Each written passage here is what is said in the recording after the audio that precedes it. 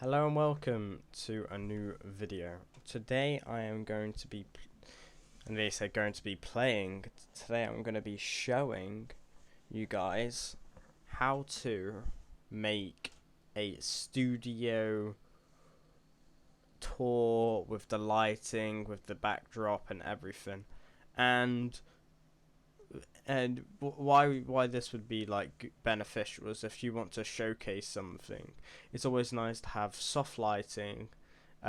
Your example is illuminated up, you've got a ring light, you've got all this lovely stuff, and today I'm going to try and show you how to make your renders look really good without even having to touch the compositing to you just got a good start.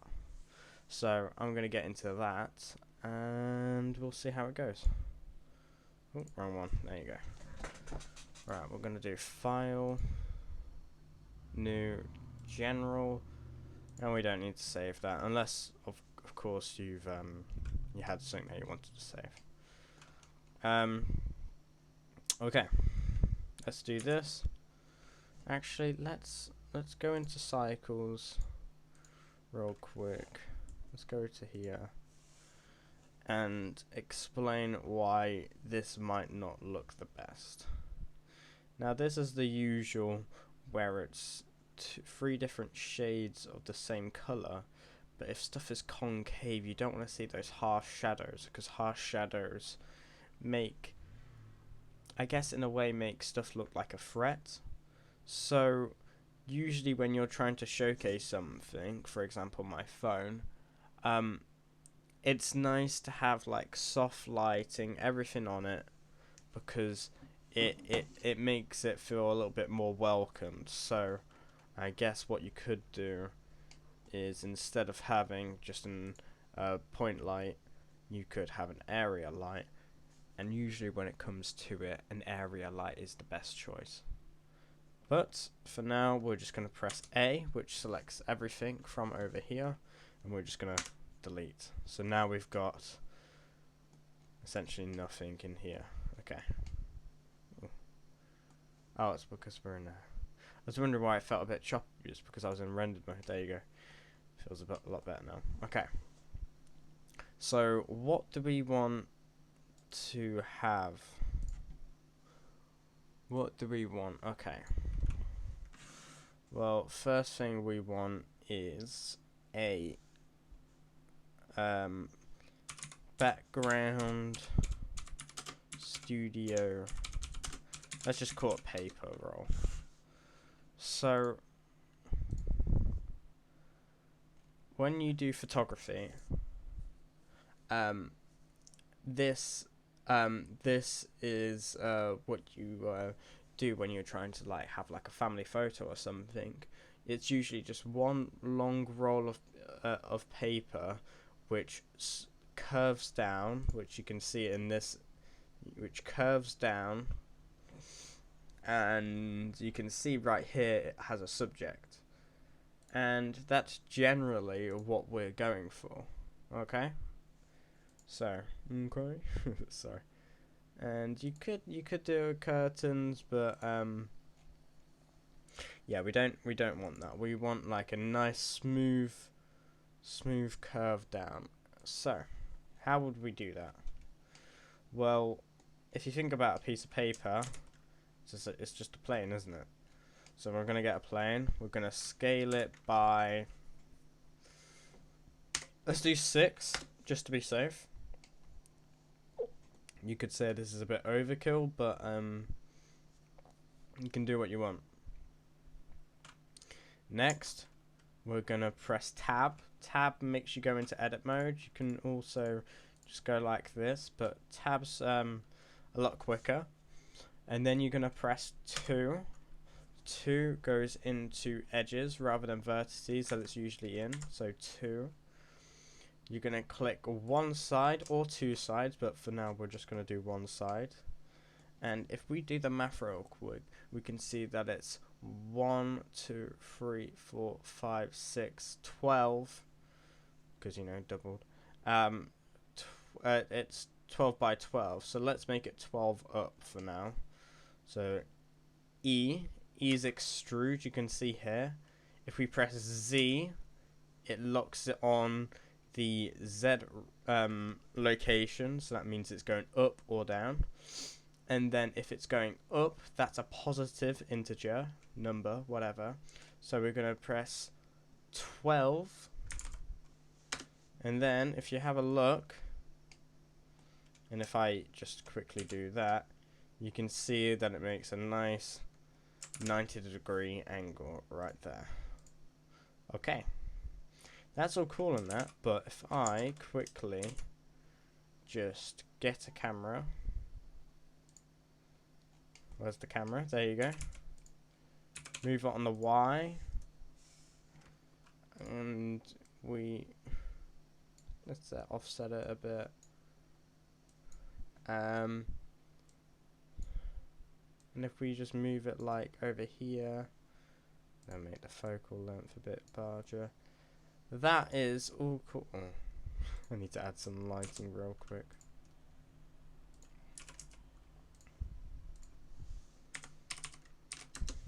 That's nice, but you can see that there's a seam right here, and it looks unnatural. It doesn't, even like a desk, even like this PC case that I've got it on right now, it may look like a sharp 90-degree, but it's really not. It's got smoothness, but we really want smoothness for our setting. So let's go back to solid mode. So that's rendered, and if you want to get it rendered on the nice one, you're going to have to go to this.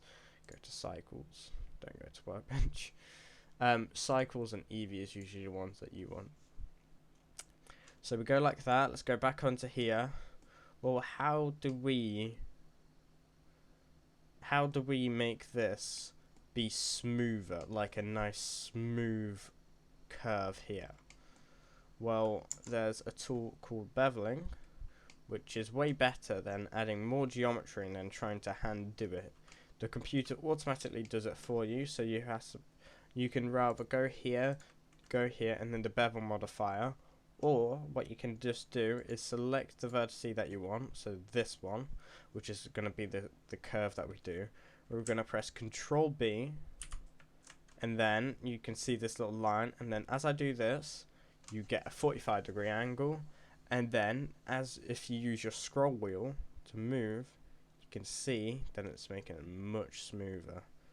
So what I'm going to do for this is just a nice smooth curve like this, and you may be like, that geometry is a bit unnecessary, but I just think that if you're really trying to make it as smooth as possible, that extra vertice won't hurt, if that makes any sense. So now we've got this lovely smooth curve. So that in a way could be our piece of paper, and the proportions might be a bit off, but right now I think that's perfect. Right, next we're gonna get framing. Framing is obviously the frame that you can see it in. The frame for me, I guess you could say that I'm doing framing right now, because I could have a frame where my face is to the side. I could have it so it's just staring at my other camera or my Funk Pops. No, I've decided to put my frame right here, so then my face is almost aligned and I can always look up to say hello. So this is my framing in a way. So what does framing mean? Well, if we get our camera here, if we zoom in enough, you can see, okay, we've got the studio thing, but if you zoom out, you can see that we've got some wasted space here. And we don't really want wasted space, especially if it's just going off into the abyss. So, let's align our camera first. Well, if we're moving on the X, you can see that we want to have a straightforward point of view at something. So, what we're going to do is we are going to get this and put it to 0, so we're facing straight at it. And if we look at this, that's quite cool.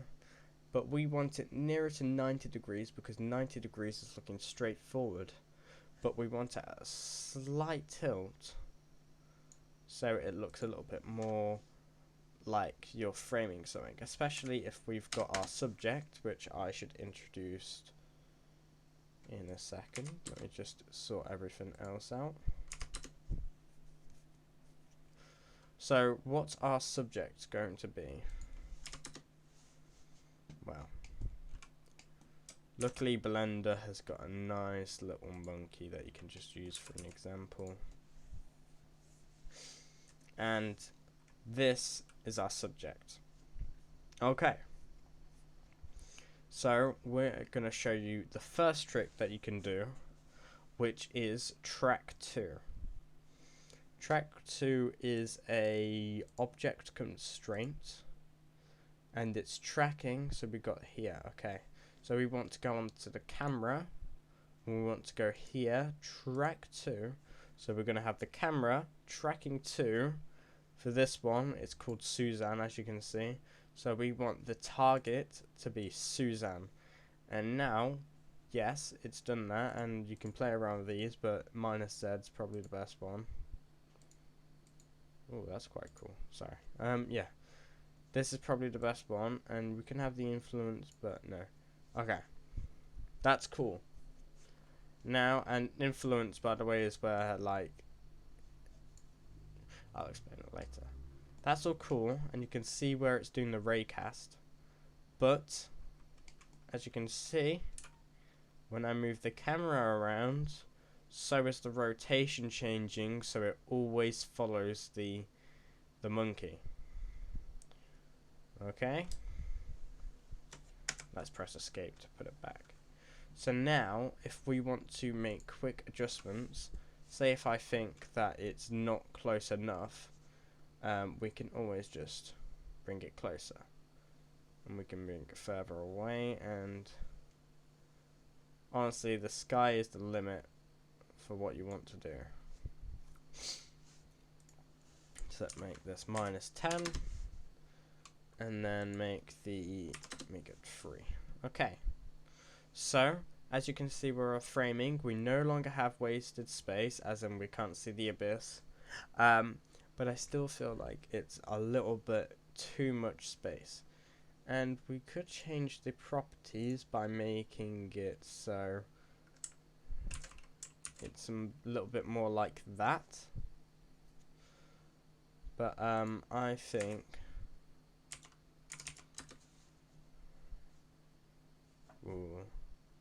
let's do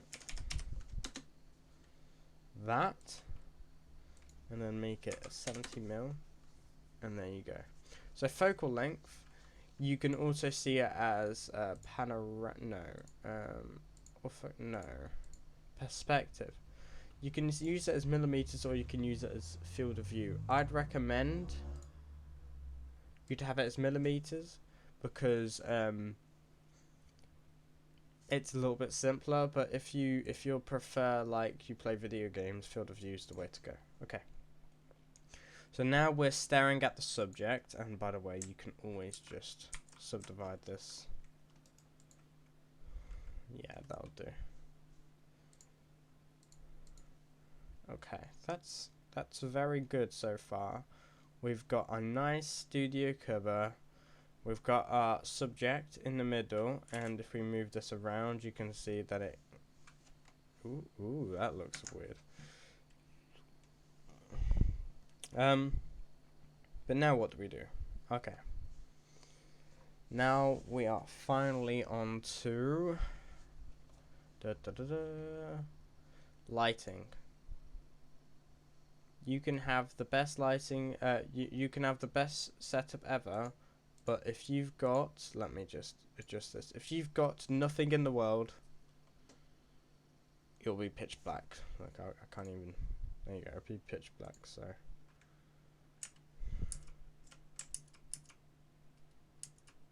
There you go, let's put it back to that. But yeah, you can see that, like, you need lighting to do that, so. Let's go back to solid mode as usual. Let's add some lights. Okay. we're going to look at all the lights. We're going to look at, okay, let's do a sun one first. Let's do that. Let's move it on the X. Let's move it on the Y. Let's point it at that. Okay. We go to rendered mode. And that looks pretty nice. It's okay. But I feel like this shadow is a little bit too harsh. If you just have a look right there. It's got a little bit of softness, but it doesn't look quite right.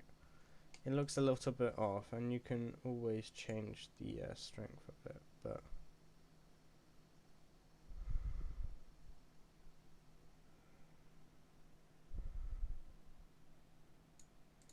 I think if I make this pitch black, you can see the sharpness of the shadow that it creates. Okay. So, I feel like a sunlight is not the way to go. Let's do a point. A point is just, it scatters away. It's like a little bit like a light bulb. It scatters away. G and the Y. And boom. Now, a point light is actually pretty cool, because if we go to here, it's quite soft, and the reason why it's quite soft is because this actually has, where am I? Where's the camera? No, here. It actually has a radius, so if we make this 0, it'll be perfectly sharp. But if we make it 1, it'll be really nice and soft, and if that's what you're looking for, then that's all good. But I actually want something else, and we'll go through Spot real quick. Spot is one of my favorites because you can do something very cool. If we do object constraint track to Suzanne, we can get a lovely, or not so lovely, let's turn it up a bit, a lovely spot lamp where it only gets that one bit. Okay.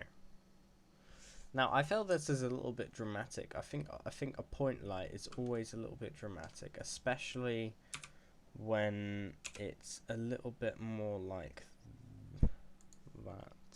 Let me just point 1. This is such a dramatic scene. You can see that it only shows half the face, only a little bit, and if that's what you're going for, go for it, because this looks good, but we're not going for that. So this is a final one, I promise. Area light. Let's make this larger, so we're gonna, just like a plane, we're gonna scale it, but let's scale it by 5, say. Let's make make it nice and bright. Let's do 500 watts. Let's go to here. Let's go to here. Let's go to here. So this is nice because you've got that nice soft shadow. You've got the contours in the eyes where like the sun isn't the area light isn't getting as affected. It's perfectly distributed around the top. The ears have got a bit of grain and like really, it's a really nice composition. But it does look a little bit dull. It looks a little bit like a modern house. It's very nice, but it looks a little bit dull and it's got no character. So we're gonna create a pastel color scheme. Let's get a really nice thick blue like that. Okay, and then let's dull it down. Let's get a nice ambiguous yellow. Let's just dull it down. And this in a way looks like a little bit weird. So you gotta go for those color schemes that really works, that are a little bit pastel. Really whatever works for you. And then if we go like that, that's nice. But I feel like we need a little bit of glow. This is where the spot comes in.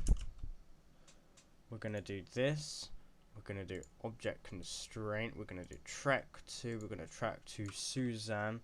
So now if we move this around, it'll automatically do it for us. We're going to do it from this point of view. We're going to make it a little bit larger. We're going to make it a little bit further away. We're going to make it 100, and we're going to make it a nice golden color.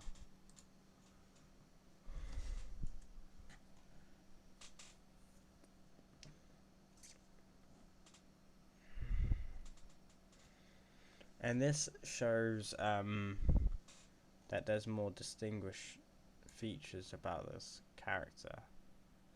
You can see that it's getting a little bit, it's a little bit warmer on this side, and you could always up by a bit. But I feel like if you overdo it, then you're overdoing it at the end of the day. So this grainy thing looks all good, but now we're going to go to the Eevee workspace, ambient screen space reflections, that we do subsurface scattering. We're going to do 14 samples. We're going to make the viewport go to 64. We're going to do, no, we're not even going to do that. We're going to go 1024.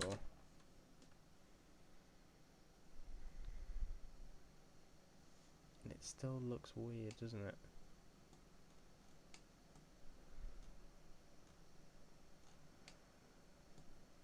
So I feel like some stuff works, some stuff doesn't, but for now I think we're just gonna stick to that. Make it a little bit brighter overall, and we're just gonna finish it off by making the materials a little bit less or more specular. No, a little bit less specular for that, a little bit more specular for that. The roughness, paper's quite rough, and this you can sort of decide whether or not you want it. For this, I think I'm just going to make it about 0.4. Oh, got it directly. And you can mess around with more of this crap, but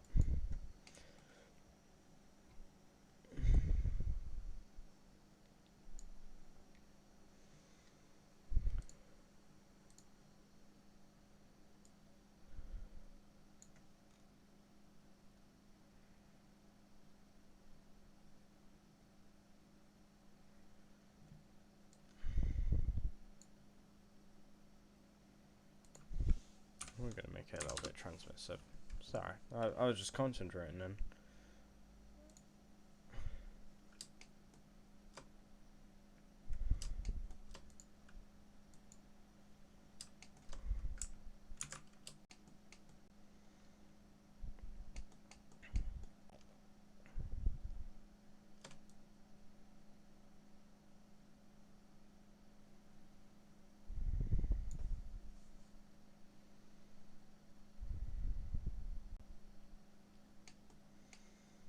We're not even going to add that much, we're just going to dull that down just a little bit. 0.01. Okay, next we're going to paste that, but make it much darker.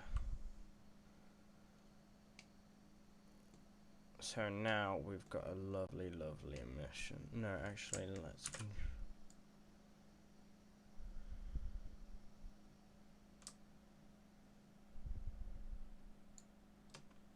Okay. Now if we look at this grainy mess, you won't be able to see anything for a while. But if we rendered this all out with actually good samples, let's go to here. No, let's go to here, sorry. Let's do 1024 samples. Let's do denoising render optics if they can.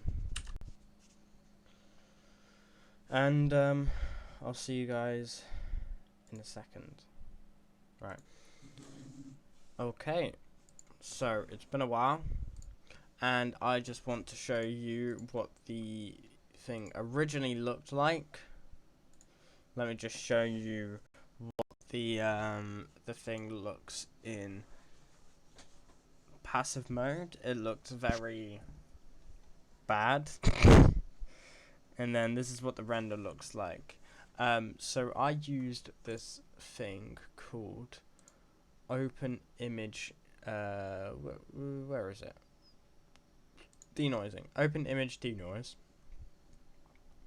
And what that essentially does is that it sees all the noise, and what noise is say a jumble of color, and it will say, okay, well there's a lot of this color, there's a lot of that color, maybe we should just make it average out to this. So you can see that everything looks a little bit smooth, it looks nice, it looks very crisp, and that's because I did some denoising to the actual footage.